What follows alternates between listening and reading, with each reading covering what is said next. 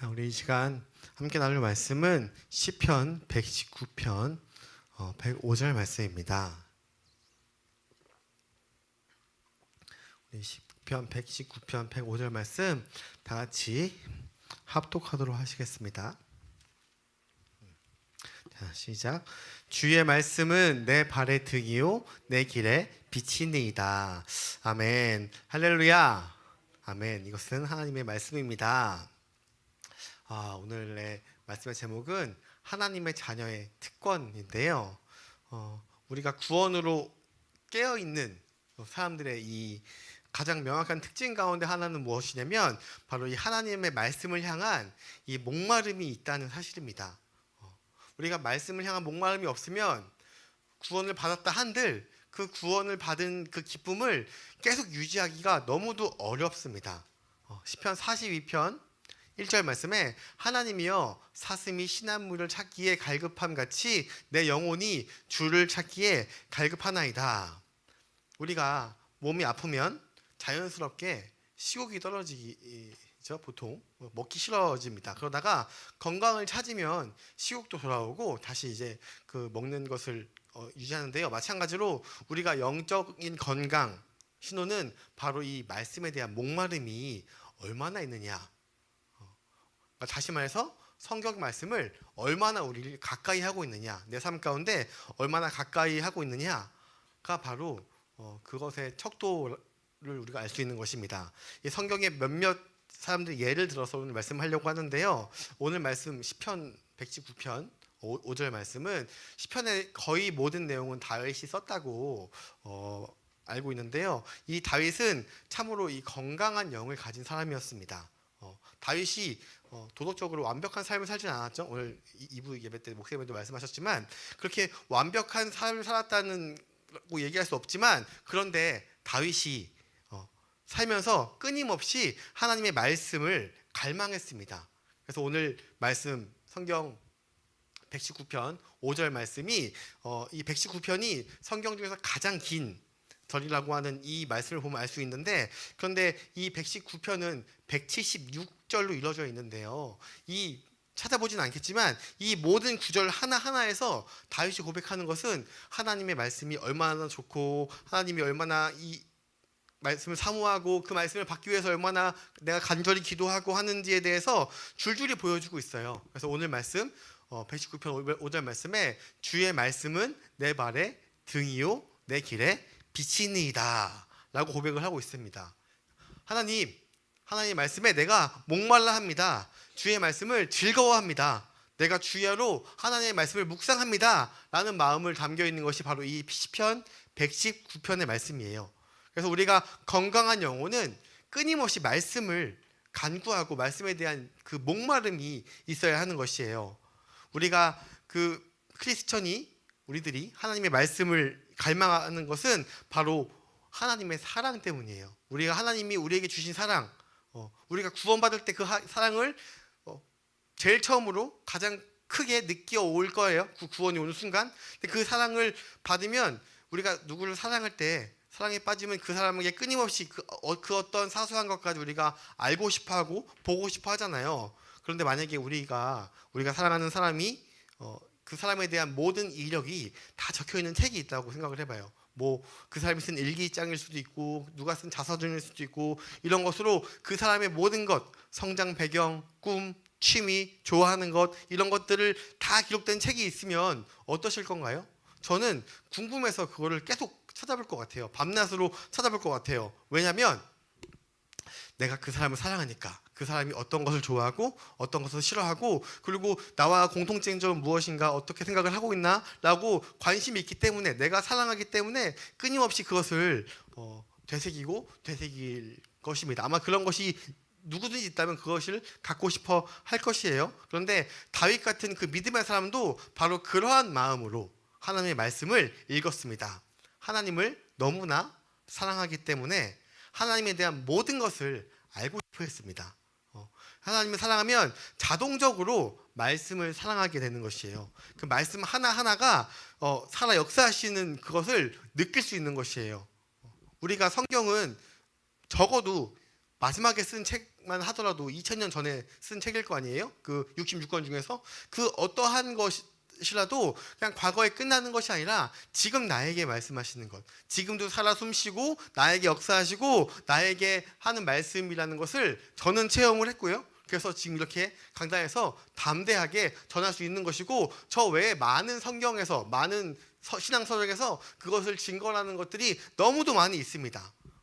말씀에 목말라하는 것은 바로 우리가 하나님을 사랑하기 때문에 그 말씀을 목말라 하는 것이고, 그리고 하나님이 그 66권이라는 큰 책을 주신 것도 우리를 사랑하기 때문에 우리의 모든 환경과 모든 상황 속에서 너에게 주시는 말씀이다 라고 해서 다 기록해 놓으신 것이에요. 한마디로 하나님이 우리에게 쓰신 편지와도 같은 것이 바로 이 성경인 것이에요. 그래서 우리가 성경을 읽다 보면 한 절 한 절이 하나님이 얼마나 우리를 사랑하는지를 우리가 말씀해주고 있는 것입니다. 바로 이 말씀 하나하나가 바로 나를 향한 하나님의 편지 같은 것으로 계속 이렇게 주어지는 것이에요. 그래서 스바냐 3장을 보시면 스바냐 선지자의 입술을 통하여서 하나님이 우리를 얼마나 사랑하는지에 대한 고백이 나오고 있습니다.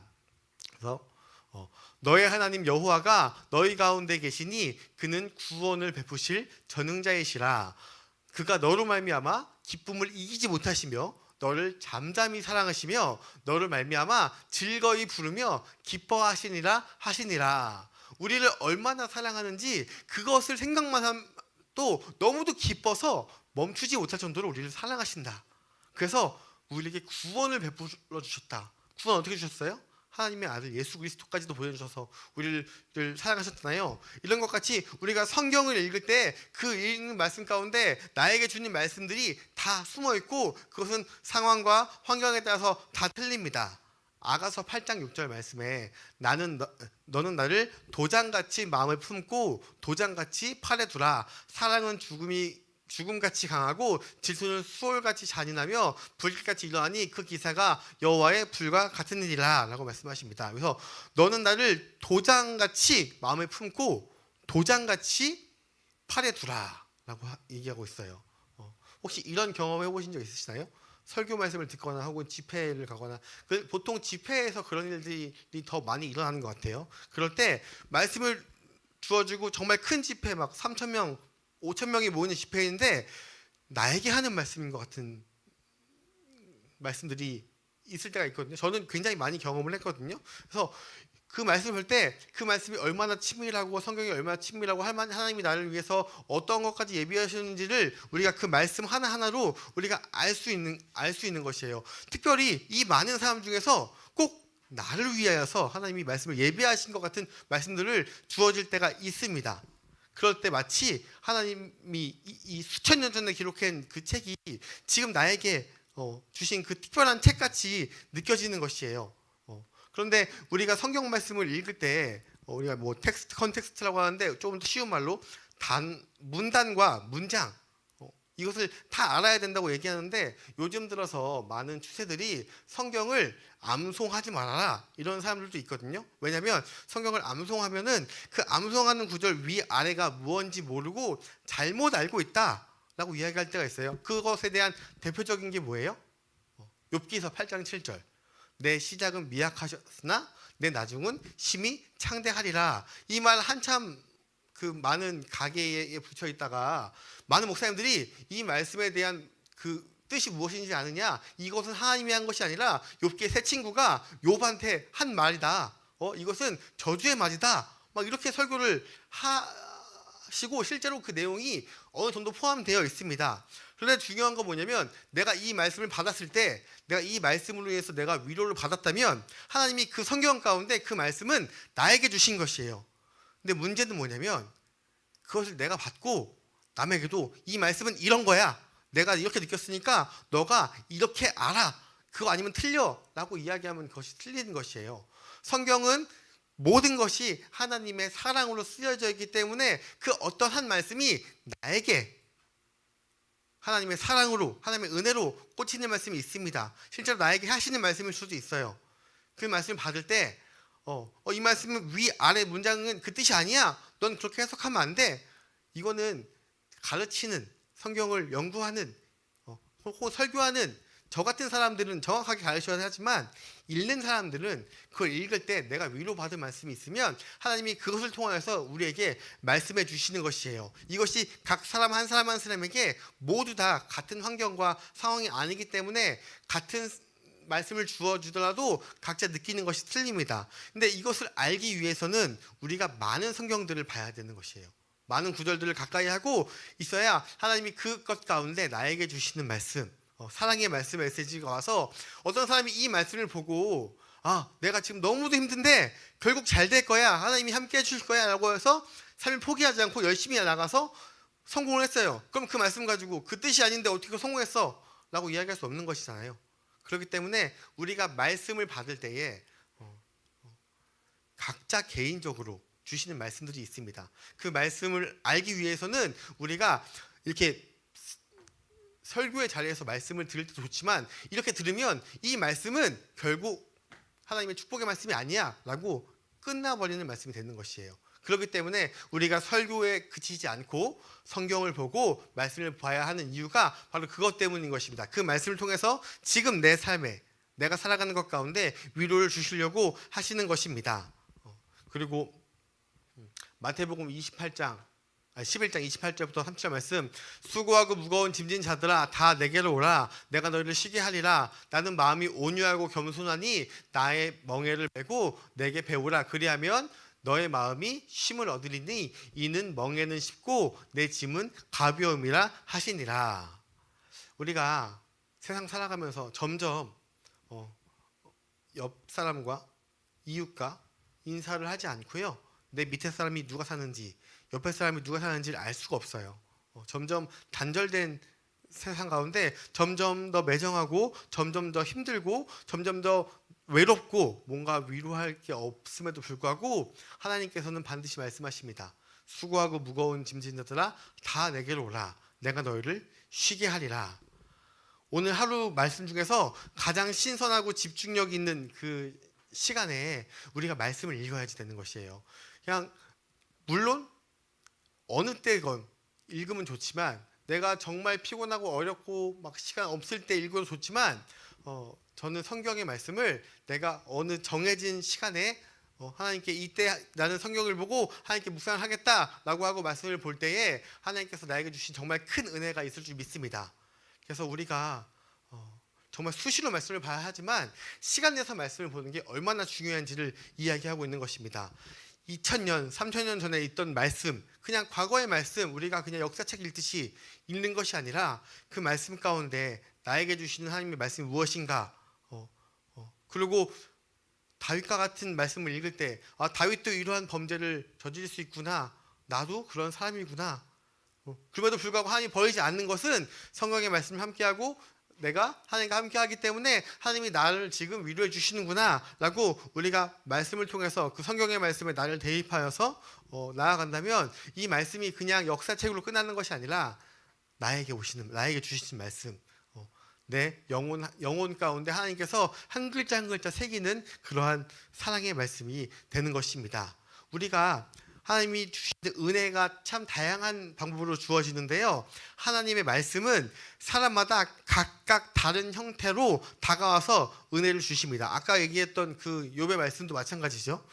하나님은 우리 각자에게 맞는 재능과 그리고 성격 그리고 우리의 각자의 사명에 따라서 우리에게 주시는 말씀들이 각자 틀려요. 그런데 설교 말씀에서 말씀을 받으면 이것은 전도사인 제가 혹은 목사님인 분이 그냥 모든 사람에게 할 수 있는 말씀, 개인적인 말을 설교 자리에 하기엔 굉장히 힘들거든요. 왜냐하면 그 설교가 끝나고 분명히 그렇지 않은 사람들이 오기 때문에 하기 힘들어요. 그러니까 다 통해서 누구나 이 말씀을 공감하는 말씀밖에 전할 수가 없어요. 그러면 더 깊게 전할 수가 없고요, 더 깊게 묵상할 수가 없는 것입니다. 그런데 하나님은 우리에게 다 다른 형태의 은혜와 다 다른 형태의 달란트를 줬기 때문에 우리에게 주신 말씀 가운데 우리에게 느끼는 말씀이 다 틀려요. 그래서 성경에도 우리가 아브라함의 하나님, 야곱의 하나님, 다윗의 하나님 다 따라 부르잖아요. 아브라함의 하나님은 약속을 지키시는 하나님이고요, 야곱의 하나님은 우리의 부족함을 알고 참는 그 인내의 하나님이고요. 그리고 모세 하나님은 구원의 하나님이고요. 모세가 출애굽에서 구원했듯이, 그리고 여호수아의 하나님은 승리의 하나님인 것입니다. 그렇듯이 우리에게도 각자의 말씀 가운데 그 상황과 환경에 따라서 우리에게 그 상황에 맞는 은혜의 말씀을 읽는 가운데 허락해 주실 것입니다. 우리가 성경의 말씀을 읽었다면 그 읽는 행위 자체로 만족하는 것이 아니라 그 의미를 깨닫는 것이 중요합니다. 물론 하나님이 열어주시는 만큼 그 말씀이 보이는데요. 그런데 수많은 학자들이 하나님의 도우심을 구하지 않고 성경을 연구한 사람들이 있어요. 믿지 않는 상태에서 성경을 연구한 사람들도 있고요. 믿는 상태에서도 역사적으로 사실을 기록하면서 그 하나님의 은혜를 제외하고 그 사실만은 기록하는 그 실수를 범할 때가 물론 많습니다. 그 결과 그들이 어떤 그 윤리적 철학이나 종교의 원리, 이 말씀의 본 뜻은 우리가 느꼈지만 그 말씀에서 주시는 그 구원과 그리고 그 말씀의 생명은 찾아낼 수가 없는 것이에요. 설교의 자리에서는 그 앞에 것은 주어질 수 있지만 구원과 생명의 말씀까지 오기 위해서는 내가 그 말씀을 묵상하는 시간이 반드시 필요합니다. 그런 의미에서 목장 모임은 굉장히 탁월한 그 말씀 묵상의 시간인 것이에요. 그렇기 때문에 우리가 맨날 하는 목장 모임, 그냥 와서 기도 제목 나누고 오늘 했던 말씀 나누고로 끝나는 것이 아닌 정말 그 말씀 가운데 나에게 주신 메시지가 무엇인가를 묵상하는 시간은 굉장히 값지고 의미 있는 시간인 것입니다. 그것을 통해서 하나님의 사랑을 경험할 수도 있고요. 내가 오늘 똑같은 말씀 받아서 내가 느끼는 하나님과 우리 옆 사람이 느끼는 하나님이 분명히 틀린 것을 경험하면서 하나님이 모든 상황에서 함께 하는구나를 우리가 더욱더 크게 느낄 수 있는 것입니다. 그래서 성경의 말씀을 읽는 것으로 끝나는 것이 아니라 그 말씀을 통해서 나에게 주시는 말씀은 무엇인지, 그래서 그 말씀 가운데 내가 적용할 수 있는 것은 무엇인지를 우리가 반드시 잘 묵상한다면 하나님이 그것을 가운데 우리에게 주시는 그 힘 있는 말씀이 허락하실 것입니다. 디모데후서 3장 16절에 모든 성경은 하나님의 감동으로 된 것으로 교훈과 책망과 바르게 함과 의로 교육하기에 유익하니, 여기서 교훈, 책망, 바르게 함, 의로 교육하기에가 어떠한 것은 교육이고 어떠한 것은 책망이 아니라 같은 말씀을 읽더라도 그 말씀 가운데 누구에겐 교훈의 말씀으로, 누구에겐 책망의 말씀으로, 누구에게는 격려의 말씀으로, 너 말씀대로 잘 하고 있어, 격려의 말씀으로, 혹은 누구에게는 내가 몰랐던 것을 나에게 주시네, 교육의 말씀으로 우리가 받아들이고 나아갈 수 있는 것입니다.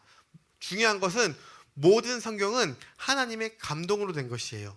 그래서 정말 큰 저주의 장이라도, 우리가 흔히 말하는 저주의 장이라도 그 저주 안에 하나님의 사랑이 있고요, 그 저주 안에 하나님의 감동이 있고요, 큰 사랑의 장이어도 그 사랑 안에 우리에게 주시는 그 찔림의 말씀이 있는 것입니다. 과거에 베트남 전쟁 때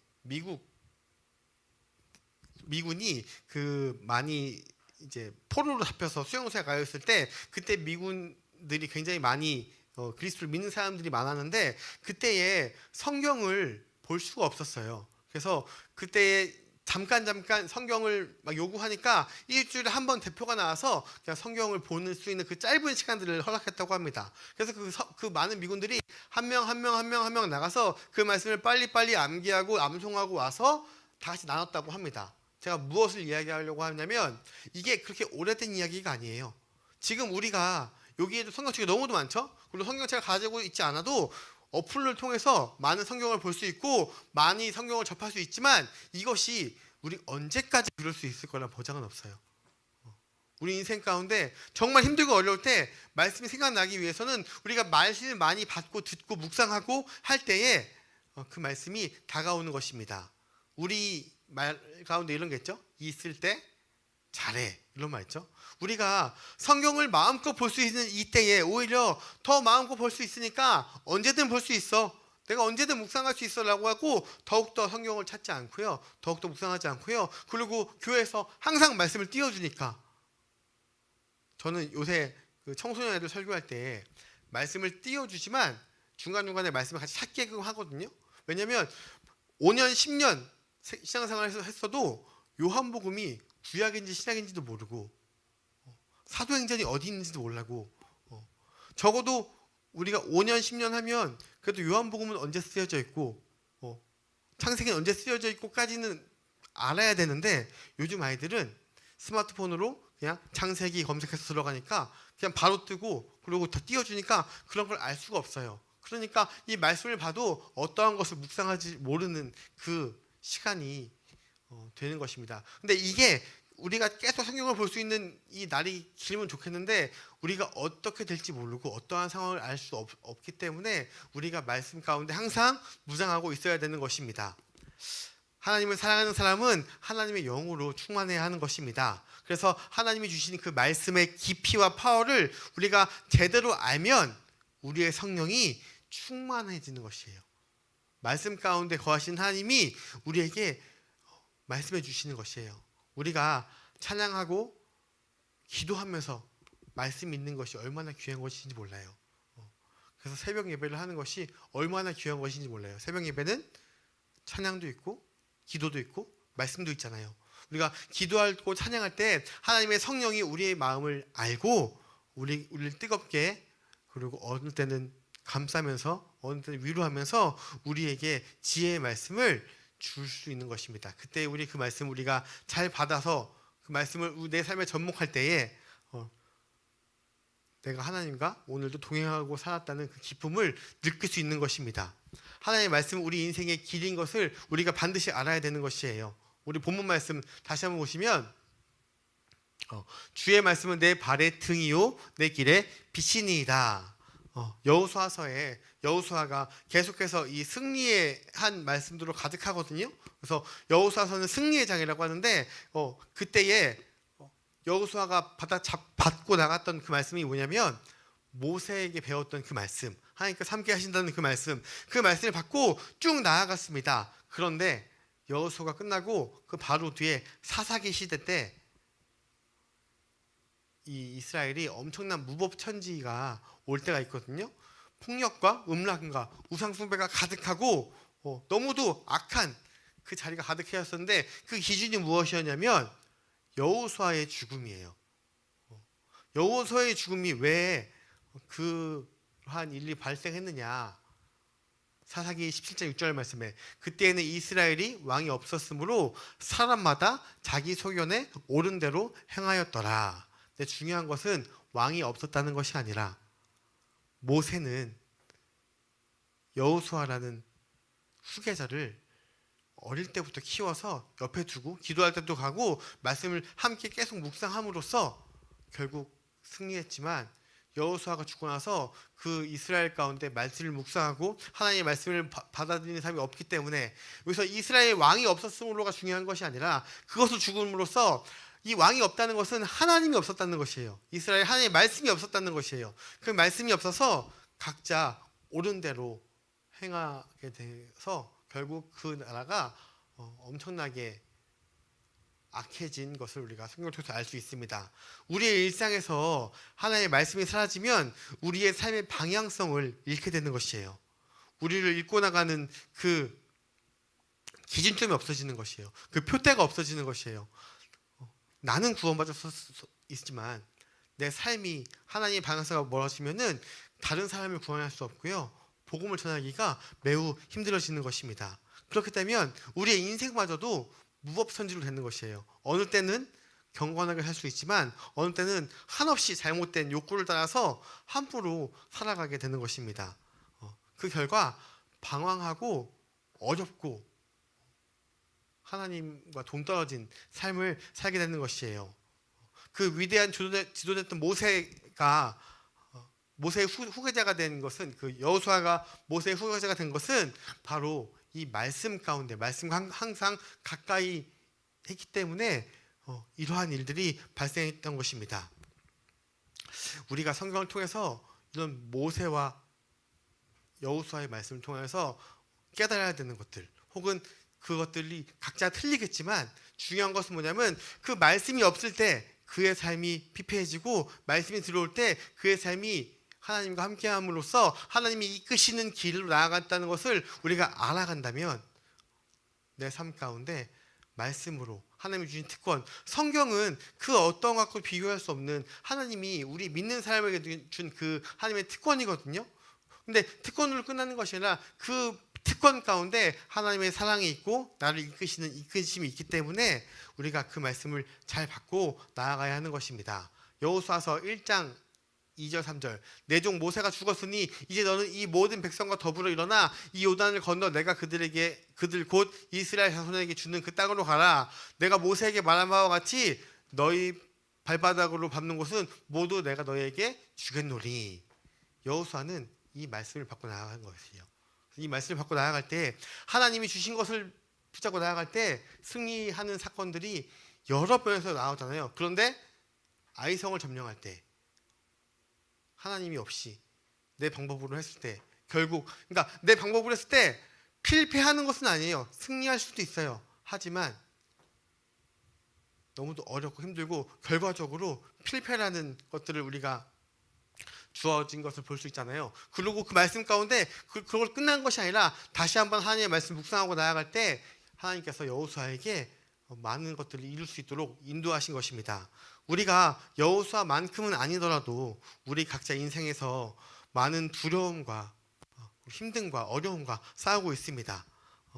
두려워하는 것은 내 문제지만 우리가 말씀 가운데 하나님께 함께 하신다면 그 내 문제 가운데 하나님이 개입하셔서 하나님의 적정한 방법으로 우리를 인도하시고 사용하시는 것입니다. 그 방법이 그 문제의 해결이 아니더라도 우리에게 수고하고 무거운 짐을 지니라 다 내게로 오라. 내가 너희를 쉬게 하리라. 그 말씀 가운데 내 마음에 평안이 올 수 있고요. 그 말씀 가운데 내가 그것을 포기하여서 하나님과 함께 나아올 수 있는 것입니다. 중요한 것은 그 말씀이 나에게 주신 말씀이 반드시 있다는 것. 성경은 그냥 역사책처럼 읽는다면 아무것도 주어지지 않지만 그 말씀 가운데 묵상을 함으로 나에게 주신 말씀이 무엇인지를 잘 깨닫고 나아간다면 반드시 그 말씀으로 나를 이끄는 삶을 살아갈 수 있는 것입니다.